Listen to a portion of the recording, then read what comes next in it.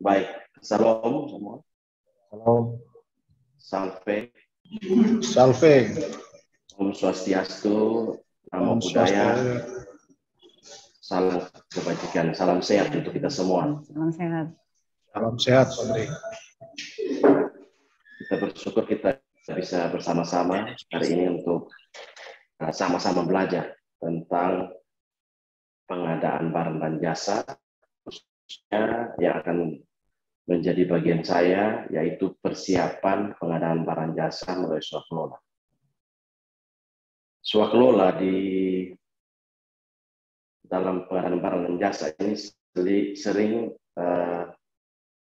disalah definisikan, bukan cuma di NTT tapi hampir di seluruh Indonesia, sehingga dengan peraturan LKPP nomor 3 tahun 2021 itu sudah terang benderang. Namun sebelum kita mulai, saya akan berikan kesempatan pada 2-3 orang untuk tebak gambar. Tebak gambar, silakan nanti langsung yang tahu, yang ingin bersuara, langsung saja bersuara ini gambar apa. Hadiahnya apa, Om Budi? Hadiahnya saya traktir makan siang di Acinoni. Nasi kuning Acinoni. Sip. Baik. Nah ini, coba silakan. Siapa yang bisa tebak gambar? Ini gambar apa ini?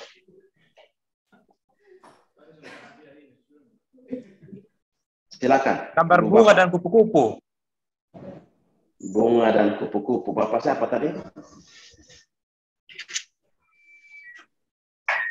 Gambar seorang perempuan yang pegang bunga. Perempuan pegang bunga. Ibu Mary. Perempuan pegang bunga. Gambar abstrak. Gambar abstrak. Gambar abstrak. Gambar perempuan. Gambar abstrak.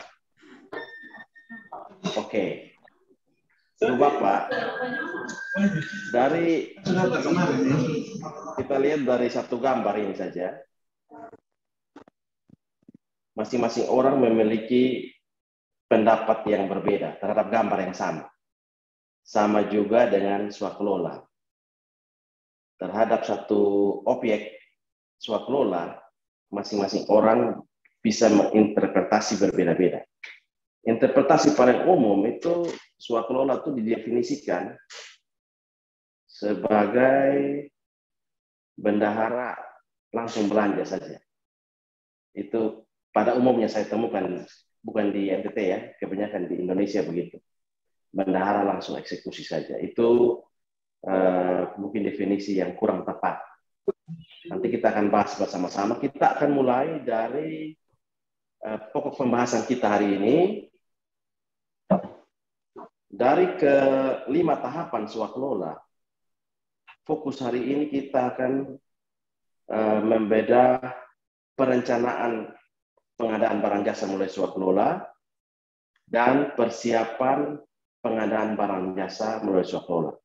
Saya lihat di rencana umum pengadaan swakelola yang akan dilakukan oleh pemerintah provinsi saja sudah miliaran rupiah. Nah ini kalau tidak ditangani dengan baik akan berpotensi memiliki permasalahan.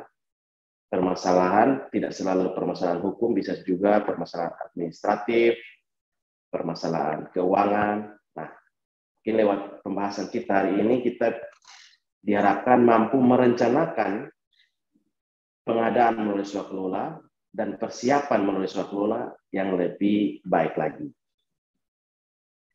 Ibu Bapak, saya gambarkan jenis pengadaan ya. Dalam dimensi jenis pengadaan itu hanya ada 4.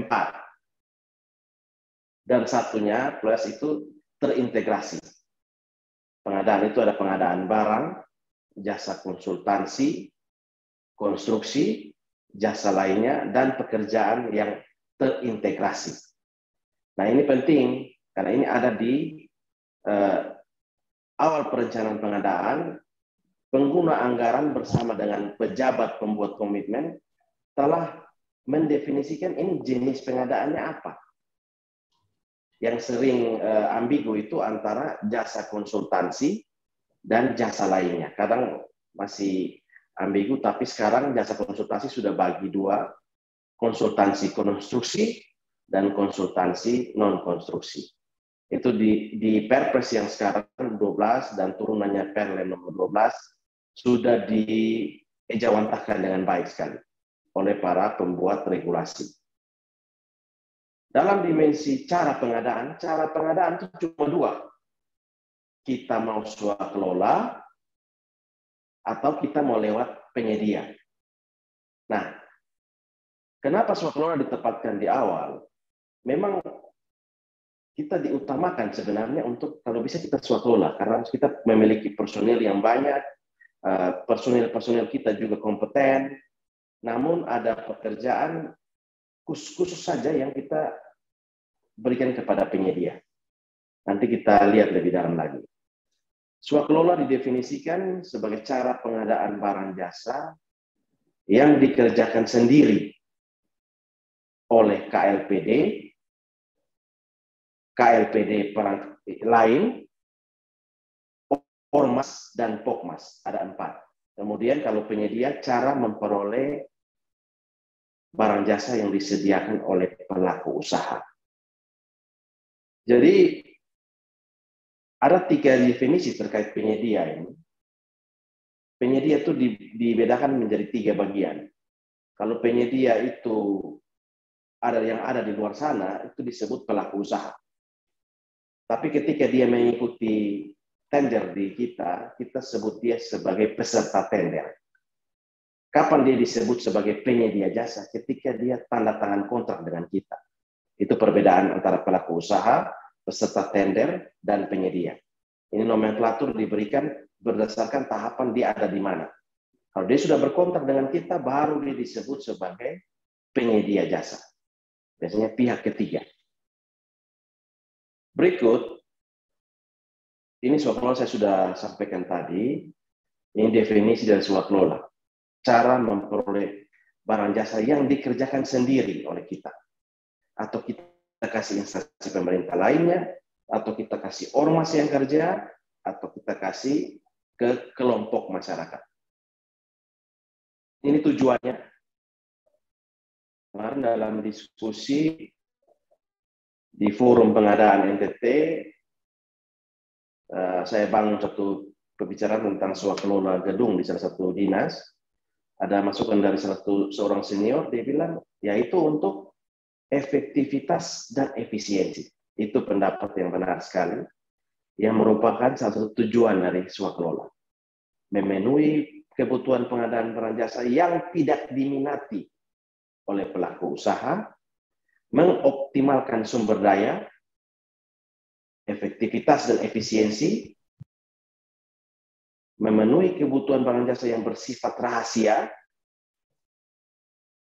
memenuhi kebutuhan barang jasa yang tidak disediakan oleh pelaku usaha, meningkatkan kemampuan teknis SDM,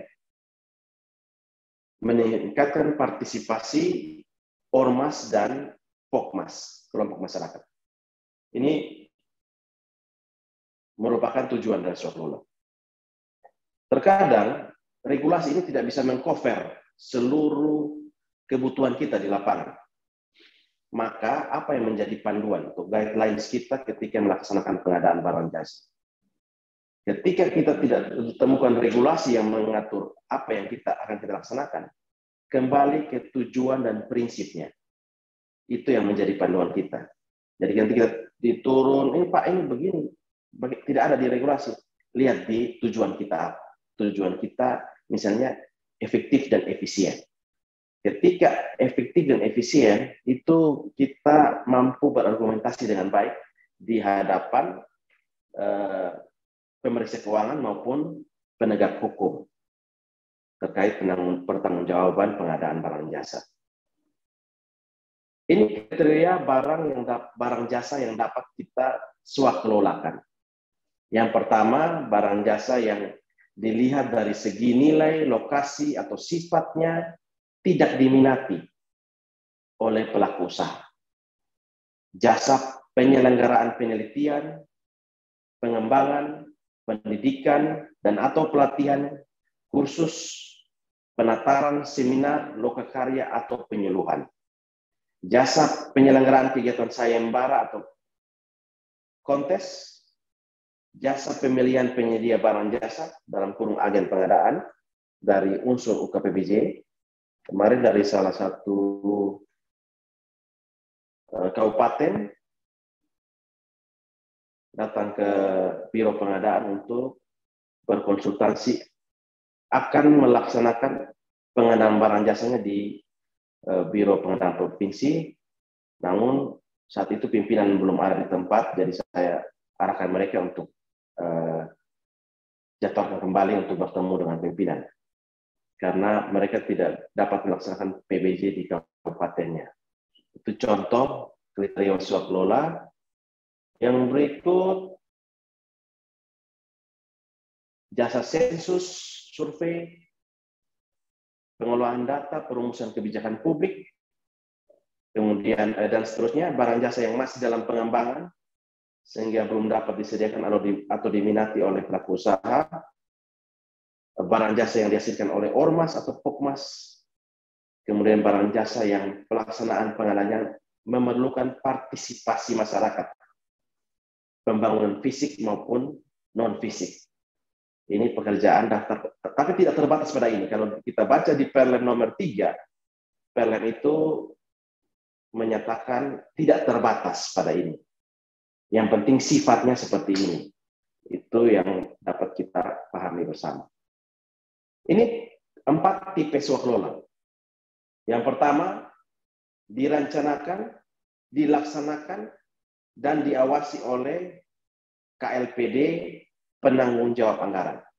Artinya OPD kita yang kelola sendiri.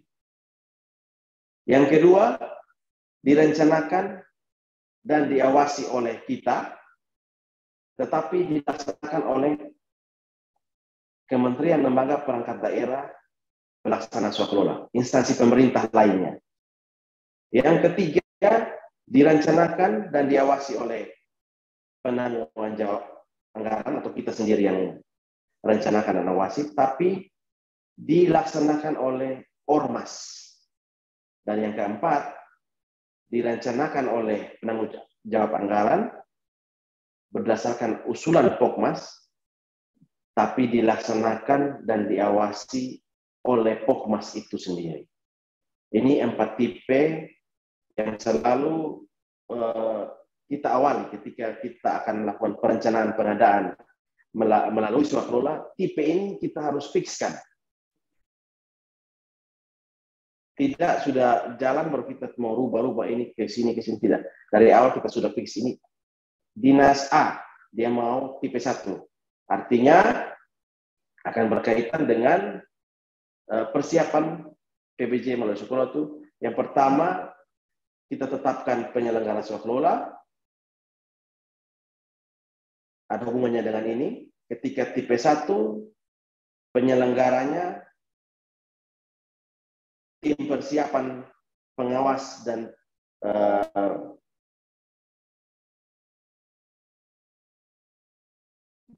direncanakan persiapan, perencanaan, dan pengawasan dari kita. Sedangkan untuk tipe 2, kita rencana dan kita awasi, tapi dilaksanakan oleh instansi pemerintah lainnya. Kemudian dalam persiapan ini juga kita laksanakan rencana kegiatannya, kita review kembali, kemudian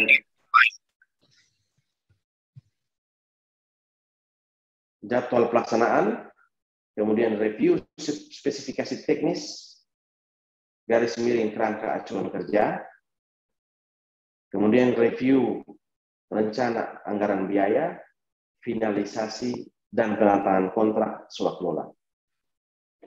Khusus untuk swakelola tipe 2, 3, dan 4. Jadi tantangan kontrak itu hanya ada di tipe 2, tipe 3, dan tipe 4. Sedikit tentang nomenklatur spek dan KAK, Ibu Bapak.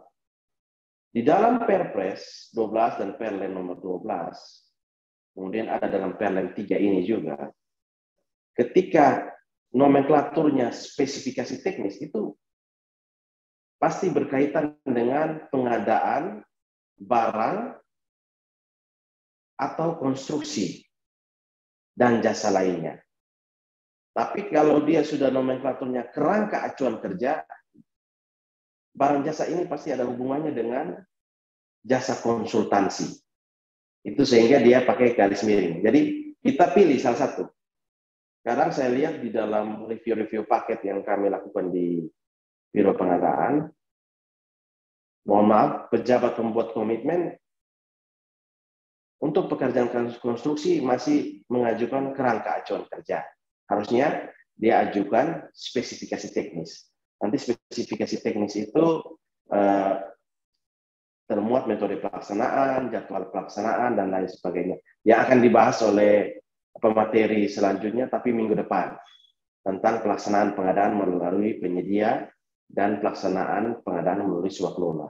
Untuk materi minggu depan. Pada tahap penetapan penyelenggara swaklola yang tadi ada 4 tipe, di dalam 4 tipe itu setiap 4 tipe itu ada 3 tim. Jadi kita mau swaklola di dinas sendiri, tetap kita harus tetapkan 3 tim ini.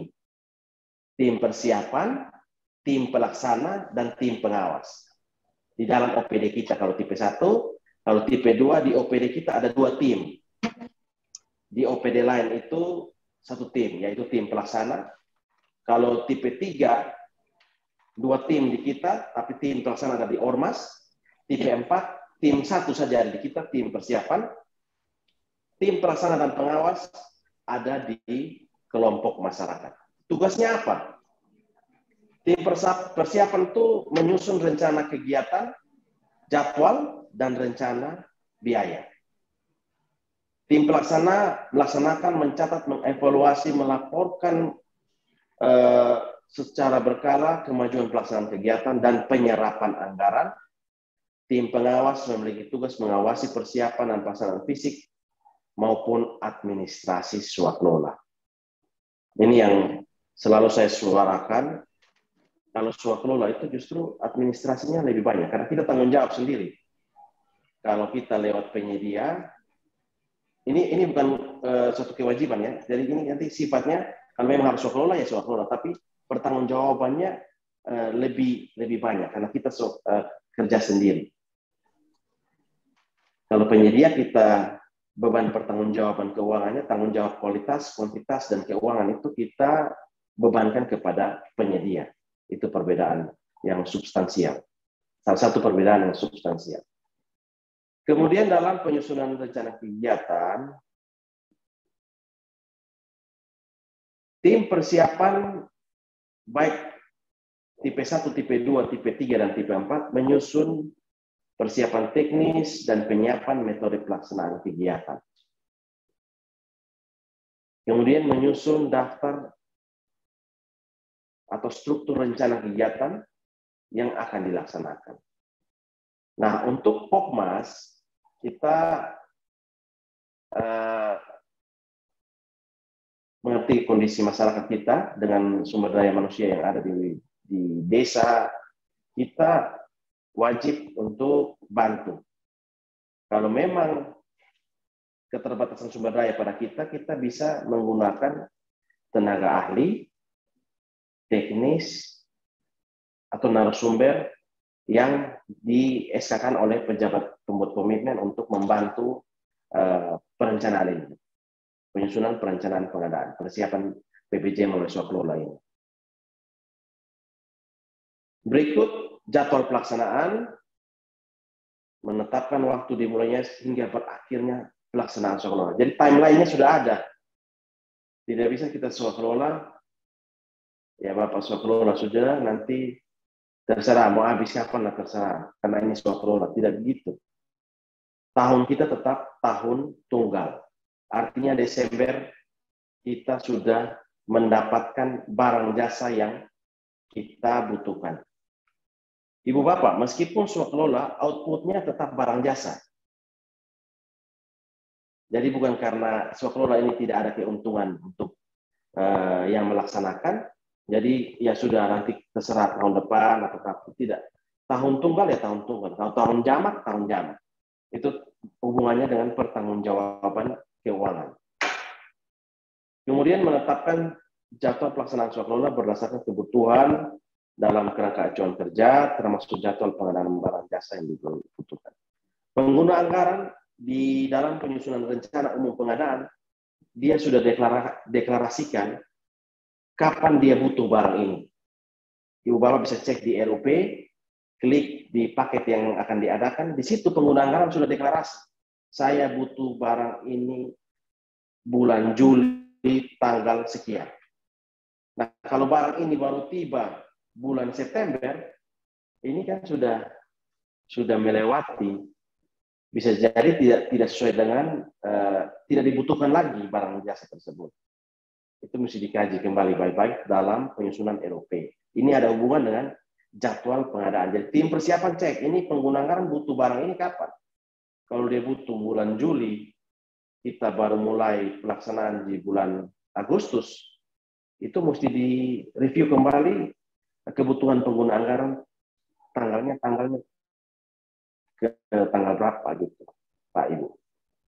Kemudian rencana spek dan kerangka acuan kerja, tim persiapan review atas spesifikasi, menyesuaikan spesifikasi KK hasil perencanaan swakelola yang tercantum dalam DPA, tim persiapan melakukan review atas proposal tim pelaksana, yaitu menyesuaikan target, sasaran, kerangka acuan kerja, perencanaan swakelola dengan anggaran yang tercantum.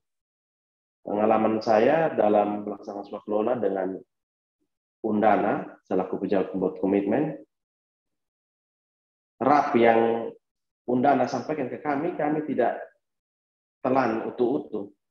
Item per item kita kaji kembali untuk mitigasi adanya markup dan sebagainya. Kita kaji kembali menyesuaikan dengan standar biaya yang disahkan oleh Bapak Gubernur agar mitigasi hal yang terkait dengan kerugian negara. Kemudian tim persiapan melakukan review atas KK. Ini bicara output yang diajukan oleh Pokmas atau Ormas, itu apakah sudah sesuai dengan output kita di dalam perencanaan APBD. Ini penting juga supaya cocok. Pada swakelola tipe 4, pegawai pada instansi penanggung jawab anggaran atau tenaga ahli yang ditugaskan oleh PPK untuk melakukan pendampingan atau asistensi penyelenggara swakelola. Ya, ini kita harus akui, kita punya Ormas dan Pokmas ini kan bukan ASN, sehingga mereka kadang tidak paham sistem atau mekanisme keuangan pemerintah, administrasi pemerintah. Itu kita dampingi, dan ada form-form yang kita sudah ada, template yang sudah ada yang kita tinggal mereka suruh isi agar mempermudah dalam pertanggungjawaban pekerjaan swakelola. Kemudian review RAP-nya, tadi saya sudah sampaikan, menyusun detail rencana kebutuhan, rinci, ada perjalanan dinas, ada meeting. Kalau untuk jasa ini ya, jasa penelitian, itu ada trip, berapa kali trip ke lokasi, itu dicocokkan betul, karena waktu pertanggungjawaban tidak bisa kita katakan ya ini kita output base, jadi tiket-tiket tidak dipertanggungjawabkan lagi, tidak berlaku di swakelola. Kalau di jasa konsultansi mungkin bisa dengan penyedia, tapi kalau di swakelola kita mengatakan dalam RAP ada perjalanan ke Kabupaten A selama 5 hari, itu tiketnya dilampirkan dalam pertanggungjawaban, sehingga direview baik-baik. Jangan sampai bikin perjalanan 10 tapi jalannya cuma 2. Itu mohon direview baik-baik oleh tim persiapan. Karena tim persiapan ada pada pihak pemerintah. Artinya kita punya kewenangan untuk mereview hal tersebut. Itu kemudian jangan lupa hitung kebutuhan tenaga ahli. Peralatan bahan dan material yang dilaksanakan pengadaan oleh penyedia. Bu Bapak, meskipun swaklola, terutama yang tipe 1 dan tipe 2, saat ada pengadaan barang dan jasa, ini nanti kita akan bahas saat minggu depan, tapi saya kasih clue gambaran sedikit. Meskipun swaklola, ketika ada barang jasa yang harus diadakan oleh penyedia, itu kita lakukan dengan mekanisme Perlen nomor 12. Mau di bawah 200 juta lewat pejabat pengadaan, atau di atas 200 juta melalui pokja pemilihan. Itu mohon menjadi perhatian kita bersama. Jadi tidak serta-merta khusus untuk tipe 1 dan tipe 2, mau berapa banyak pun kita adakan sendiri, tidak seperti itu. Ada mekanisme pengadaan yang diatur dengan jelas dalam Perlen nomor 3 tahun 2021, sebagaimana yang telah saya sebutkan tadi. Setelah itu kita tanda tangan kontrak, khusus untuk tipe 2, tipe 3, dan tipe 4, paling kurang berisi 5 poin ini, para pihaknya jelas harus ada. Barang jasa yang dihasilkan, outputnya apa. Kemudian nilai yang diswakelolakan, termasuk seluruh barang jasa pendukung swaklola, waktu menyelesaikan ini berapa lama. Mau bikin lokasi pariwisata di kabupaten, misalnya kabupaten A, outputnya ada 5 gedung, 1 landscape, 1 kolam renang. Waktunya 90 hari kalender, contoh. Atau 180 hari kalender. Itu difikskan dalam kontrak. Agar kita selaku pejabat pembuat komitmen pemerintah, kan keempat swaklola ini ada pejabat pembuat komitmen yang mengikat perjanjian ini. Dia terima output. Itu jelas tanggalnya kapan. Agar bisa menerbitkan sanksi. Nanti kita bahas di minggu depan, tapi saya kasih gambaran. Kemudian hak dan kewajiban para pihak diatur dengan jelas. Itu, nah ini, saya sebelum tutup, Ibu Bapak sekalian, dalam pengalaman saya, kurang lebih 11 tahun di bidang ini, pengadaan barang jasa ini pasti diaudit. Dan ada kemungkinan diperiksa juga oleh aparat penegak hukum. Maka kita harus mampu berargumentasi dengan pola pikirnya auditor dan penegak hukum. Ada 3 pola pikir yang dimiliki oleh para pemeriksa keuangan maupun penegak hukum. Ibu Bapak wajib logis, sistematis, dan struktur dalam mengelola ini. Dan saya tambahkan satu lagi, Ibu Bapak sekalian, selama tidak ada suap, tipuan, dan paksaan, pengadaan barang jasa kita ini pasti aman. Dan selama tidak ada hal ini, kita ditambahkan logis, sistematis, dan terstruktur, saya yakin Tuhan pasti jaga ketong semua. Terima kasih, Tuhan berkati kita. Silakan Pak Moderator. Luar biasa Pak Budi, terima kasih untuk materinya.